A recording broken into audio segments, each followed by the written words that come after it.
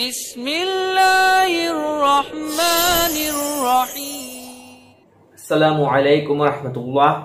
আলহামদুলিল্লাহ ওয়াসসালাতু ওয়াসসালামু আলা রাসূলিল্লাহ ওয়া আলা আলিহি ওয়া আসহাবিহি আজমাইন।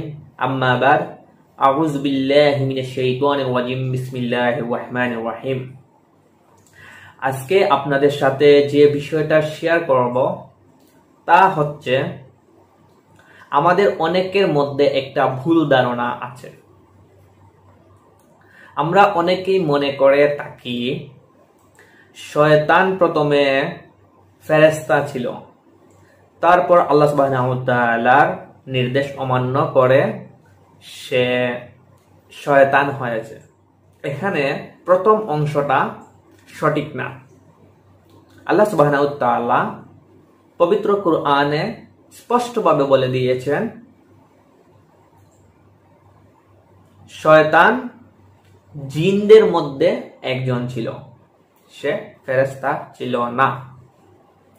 আল্লাহ সুবহানাহু ওয়া তাআলা পবিত্র কুরআনের সূরা কাহফের 50 নম্বর আয়াতে বলে দিয়েছেন, এখানে আল্লাহ সুবহানাহু ওয়া তাআলা বলেছেন, স্মরণ করো যখন আমি ফেরেশতাদেরকে বলেছিলাম আদমকে সিজদা করো, তখন ইবলিস ছাড়া সবাই সিজদা করল। সে ছিল জিনদের অন্তর্ভুক্ত। সে তার প্রতিপালকের নির্দেশ লঙ্ঘন করল। এতদসত্ত্বেও তোমরা কি আমাকে বাদ দিয়ে তাকে আর তার বংশধরকে অভিভাবক বানিয়ে নিচ্ছ, অথচ তারা তোমাদের দুশমন। জালিমদের এই বিনিময় বড়ই নিকৃষ্ট।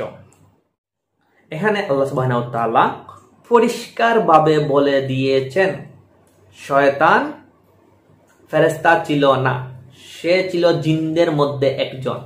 যখন আল্লাহ সুবহানাহু ওয়া তাআলা আদম আলাইহিস সালামকে সিজদা করার জন্য বলেছিলেন ফেরেশতাদেরকে, তখন ইবলিস ব্যতীত সবাই সিজদা করেছিল। ইবলিস ছিল জিনদের মধ্যে একজন। তারপর এই আয়াতের লাস্টের দিকে আল্লাহ সুবহানাহু ওয়া তাআলা আমাদেরকে সাবধান করে দিয়েছেন, বলেছেন, এরপরও কি তোমরা শয়তান এবং তার বংশধরকে অনুসরণ করবে, অথচ সে তোমাদের প্রকাশ্যে শত্রু। এখানে আল্লাহ সুবহানাহু ওয়া তাআলা আমাদেরকে ভালো করে দেখিয়ে দিয়েছেন, শয়তান আমাদের শত্রু, দুশমন। আমরা সব সময় যেন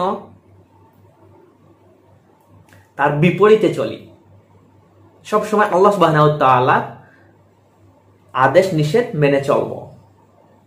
আল্লাহ সুবহানাহু ওয়া তাআলা যেন আমাদেরকে ওনার সব আদেশ নিষেধ মেনে চলার তৌফিক দান করেন।